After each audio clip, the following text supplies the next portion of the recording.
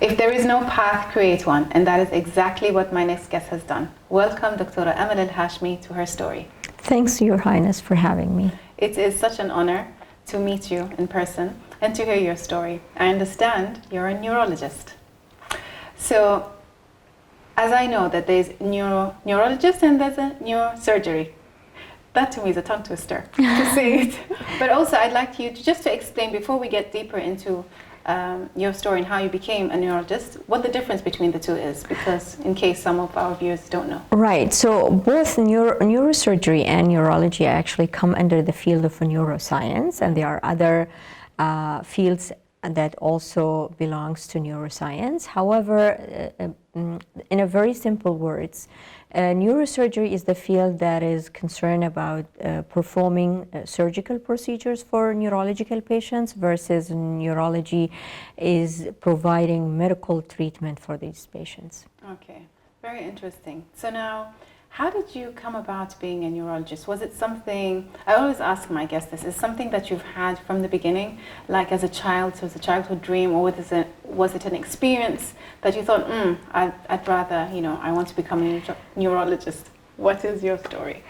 All right, so no, I didn't know that from the start that I'm going to be a neurologist or I'm going to choose the field of neurology, but I always dreamt of being a doctor since I was a child, and I used to pretend that I am a doctor at a very early stage in my life. But the decision of being a neurologist actually came right at the end of my MD, like a few years after my, I would say, graduation, where I started thinking, this is probably what I want to do for the rest of my life.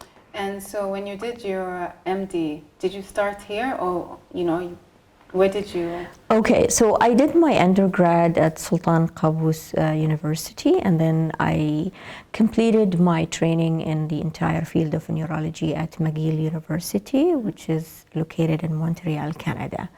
Okay, and so I can imagine, was this something that your family accepted easily? Because it's a long way from home, one, and as well there's a lot of years of studying. So how did your family welcome the idea?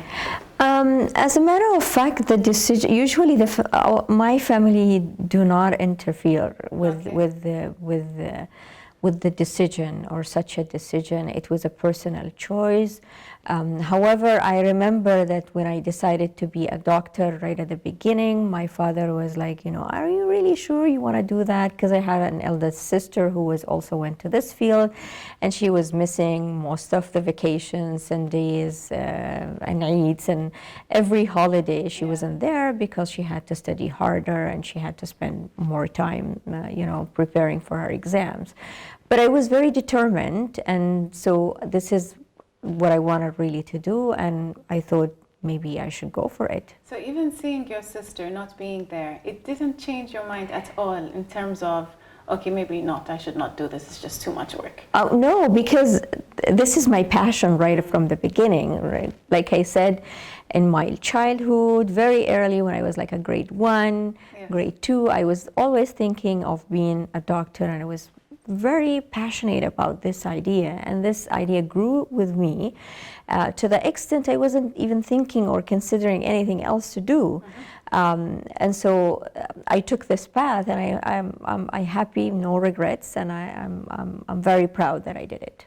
And so are we, and that's why we have you here with us today. Thank you. So again, if I go back to saying when you actually chose this field, what was it that made you choose it? Were you suddenly fascinated with the brain, or is there a story behind that you can share with us? Yeah, thank you for the question. This is a very, very interesting question. The reason of choosing neurology and not any other branch of medicine is because I always thought that neurology is the most rational field of of medicine, because in neurology, everything is based on analysis, and also there is something which really distinguishes this field from the rest of branches of medicine, which is what we call it the art of localization. This is very, very unique to the field of neurology. And so, because I like, and it's also challenging, so it's the most challenging and it's the most rational, and I like challenges, and I think, and also having a field that is really rational, it fits the equation, and so that's what made me decide to go and for it. And as I understand, you are the first Omani female doctor specialized in neurology for adults. Is that correct? That's correct. So I'm the first adult female neurologist so far in the country, and I'm hoping that there will be other females coming in the pipeline. And for the time being, I'm still the only one, but hopefully in the near future, there will be more of us. Inshallah. And don't you find that challenging? But assuming, because you said that you love challenges, so you didn't mind being the only female in this field? Well, I guess because life is all about challenge, and yeah, it was challenging because of two reasons. First of all, it's this field all over globally is really a field that is being dominated by men. And so this was the first challenge. And then the second challenge is to choose a specialty in Oman and to practice in Oman and to be the first one. This was another challenge because I don't know how this was going to be received by my other colleagues or even people around in the country. So, but even knowing that, again, it didn't stop you. It feels you're the unstoppable doctor because, mashallah, nothing stops you. Which is, I say that with a compliment, because usually what happens is when people are faced with challenges, what do? They back away.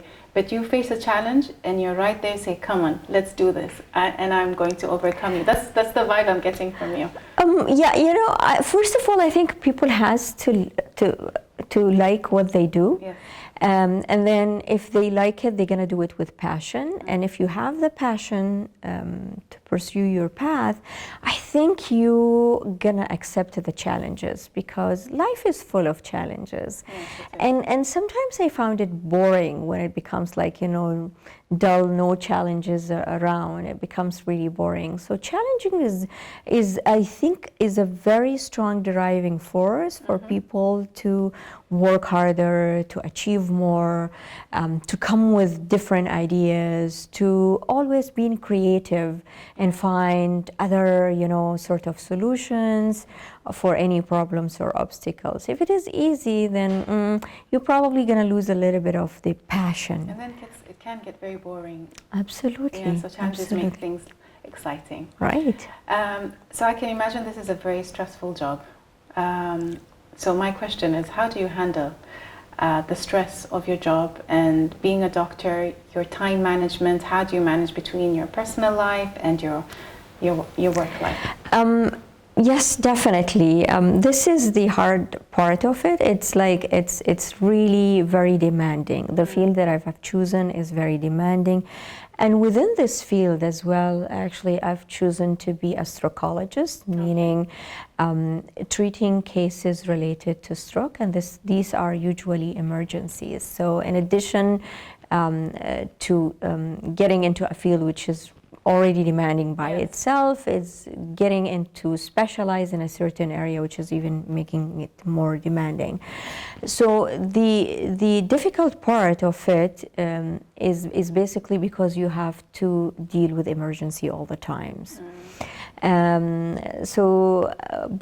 the good thing about it and the rewarding thing about it is that you are saving lives all the time as well. And so it's kind of balanced equation, if I can say that. It's the difficulties you face in the work environment and dealing with such challenging cases, you're probably going to be relieved at the end of the day when you see that you really made a change in somebody's lives or save a life. And so this is the only rewarding part of it, but it's tough. But again, this is part of the challenge. Yes, interesting. If I may ask you, what was one of the hardest cases you've dealt with when you have such cases? Where are the challenges in that? Is it in the patient? Is it in the patient's family? Is it where do you see the most challenging parts when you deal with your clients? Actually, I would, if I can say, like, handling a case, it's like going through a process. So the obstacles and difficulties comes at a different stages. So the first stage, which is our main worries, is basically saving the life. So the first challenge or the first difficulty is having an emergency case where you would need to act very fast and take the right decision, and there is no time for thinking because you have to be spontaneous right, and so the decision has to come very quickly, so you have to have the knowledge to back up your decision. So this is the first difficulty that you're going to face. The second thing is basically dealing sometimes with family is not the easiest things on earth. And the difficulties comes from probably sometimes the interference that the family might impose in the management plan, despite explaining things to them in different ways and different timing.